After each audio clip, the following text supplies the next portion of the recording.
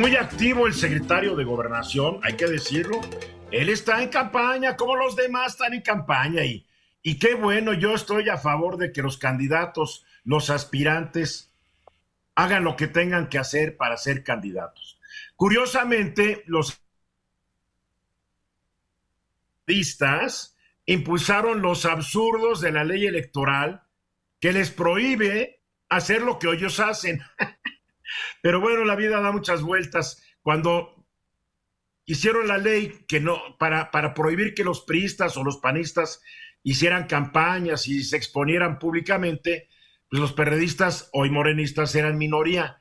Yo creo que nunca se lo esperaron, Bernardino, de que les iba a dar la vuelta al asunto, y ahora, pues la verdad es que como que todos están violando la ley y la Constitución, pero es una ley absurda y ridícula. Pero a ver, vámonos. El padrón electoral. El presidente creo que quiere que el padrón regrese a la Secretaría de Gobernación, como fue en una época cuando se dice, se comenta y se rumora que la Secretaría de Gobernación le robó la elección presidencial a Cuauhtémoc Cárdenas en el año 88, al hombre que patrocinó Andrés Manuel López Obrador. Sí. Sí, Eduardo, fíjate que traen un tema ahí, dentro de todo lo que es las reformas electorales, por supuesto, siempre se ha hablado de lo que es el padrón electoral. De hecho, propiamente dicho, el padrón electoral es muy distinto al listado nominal, y eso hay que entenderlo muy claramente. El padrón Explica electoral, la diferencia, explica ahí la va, diferencia. el padrón electoral, en principio, es cuando ya estás cumpliendo casi 18 años o ya los cumpliste, y solicitas al Registro Federal de Electores, que es parte del Instituto Nacional Electoral, solicitas inscribirte a él para que te entreguen tu credencial de elector una vez que ya cumplas los 18 años, ¿no? Y ya estés tú, seas un ciudadano plenamente, goce de todos tus derechos políticos electorales. Y el listado nominal es cuando pues prácticamente ya estás inscrito, ¿no? Con tu credencial de elector y apareces en un listado nominal que todos vemos cuando vamos a votar en las casillas. Vemos unas hojas que van pasando los funcionarios de casilla y van viendo si efectivamente tú estás allí en ese listado nominal. Ahí está tu foto, además, ahí está tu foto. Sí, porque es la copia de la credencial de elector, justamente en esa parte. El padrón electoral, hoy actualmente, para cerrar números, están solicitando, pues están alrededor de 96 millones de personas, ¿no? Y el listado nominal también es 94 millones y medio de personas que ya prácticamente ya cumplieron con todos los requisitos, acta de nacimiento, nacionalidad, por ejemplo, domicilio, ¿no? De la residencia donde estás, que son parte de los requisitos para solicitar la credencial de elector.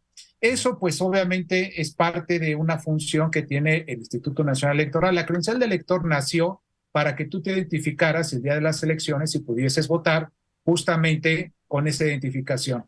Pero esa credencial de elector se ha convertido en una identificación para todos lados. Es decir, vas al banco, vas a una institución, a cualquiera, y siempre te piden una identificación. Muestre lo que muestres, lo primero que te piden es tu credencial de elector. No hay otra más fiable que la credencial de elector. O tu pasaporte. A veces sí es que lo traes, pero lo principal es la credencial de elector, y el pasaporte cuesta y no todos tenemos un pasaporte. Y mucha gente no tiene pasaporte. ¿Tú no tienes pasaporte? No, sí, digo, estoy hablando general, todos, no muchos, muchos no tienen. O sea, como muchos no entendemos lo que es un consejero y cómo hay que elegirlo. Exactamente, así es, Eduardo. Sí, pero qué bueno que lo entiendes. Ándale, tú, en esa parte. Entonces, oye, pero rápidamente hay una cuestión muy interesante. Siempre ha habido un pleito, creo yo, entre el Instituto Nacional Electoral y la Secretaría de Gobernación por tener esos datos de todas las personas respecto a una credencial de elector. Es decir, que ese padrón electoral debe de estar en la Secretaría de Gobernación. Y dice el INE, no te voy a entregar ese padrón electoral porque son datos personales, y a nosotros de alguna manera lo hemos ido formalizando nosotros. Y es cierto en cierto sentido también. ¿Por qué? Porque hay una ley general de población que te solicita y que te dice claramente que tienes que tener tu tarjeta de identidad, y tú la debes de solicitar. Esta ley general de población. El CURP famoso. No, es que es otra cosa distinta, Eduardo, el CURP. ¿Para qué tanto lío? A ver, yo no entiendo. Hay países donde con una sola identificación ya haces todo.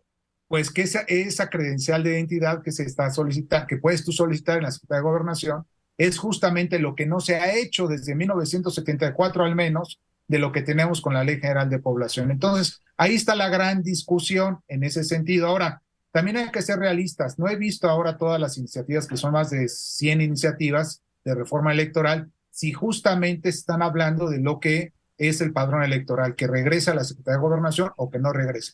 No lo sabemos, al menos A ver, el secretario de Gobernación, Adán Augusto López Hernández, dijo: la iniciativa no busca ni la desaparición del Instituto Nacional Electoral, ni suprimir el Registro Federal de Electores, ni está buscando que sea ahora el gobierno el que mantenga el padrón electoral. Nada más alejado de la realidad. Ni se trata de la desaparición del Instituto Nacional Electoral. A ver, pero lo que es la realidad es que la iniciativa que envió el presidente López Obrador está muy alejada de la realidad que explica en estas palabras el secretario de Gobernación. Pues sí, no, Eduardo, porque la iniciativa del Ejecutivo lo primero que te dice es que hay que convertir al Instituto Nacional Electoral, por ejemplo, en Instituto Nacional de Elecciones y Consultas. O sea que ¿no? sí se busca desaparecer al INE para crear al Instituto Nacional. Pues yo te diría que no. Sí, Eduardo, pero el Instituto Federal Electoral primero tuvo ese nombre y después en el 2014 tuvo Instituto Nacional Electoral con otro nombre. Estaban cambiando nada más siglas. Sí, pero no solamente cambia el nombre, cambian las atribuciones y cambian muchas cosas. Para efectos prácticos, el IFE no existe. El IFE existió como IFE, Instituto Federal Electoral. Después, lo desaparecieron. Y le crearon 74 facultades nuevas en el 2014. En este año o en esta propuesta no sabemos cuáles vayan a ser las facultades nuevas, porque eso quedarían en una ley secundaria, no en la Constitución. Y también se ha hablado de que para qué tirar tanto dinero a la basura si el gobierno podría tener la lista de votantes y ser un gran ahorro. También se ha dicho, y lo ha dicho el presidente. También se ha dicho mucho eso. Si no me falla la memoria. Sí, Eduardo, pero el problema es que hay un tema muy interesante. La base de datos que tiene el Instituto Nacional Electoral, pues son datos personales que no pueden ser transmisibles de la noche a la mañana a otra, exactamente, perfecto, a otra dependencia gubernamental. A ver, Benur, brevemente. Y dos cosas. Yo creo que el padrón y el control de la lista nominal sí deben estar en poder de un instituto autónomo y no del gobierno ni de la Secretaría de Gobernación. Y número dos, si el IFE ya no existe, ya no es una persona moral y desapareció. Algo así, y fue sustituido por una persona moral nueva que es el INE. Algo así sucedería. Lo van a desaparecer al INE para crear otra cosa, claro. Y existe otra cosa con nuevas atribuciones y todo. Pero a lo que yo voy es que pues ya hubo una desaparición de un instituto electoral autónomo.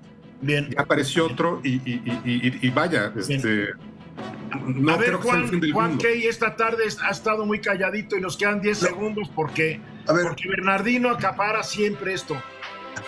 A ver, lo grave del asunto... Después de los comerciales, te voy a interrumpir. Ok.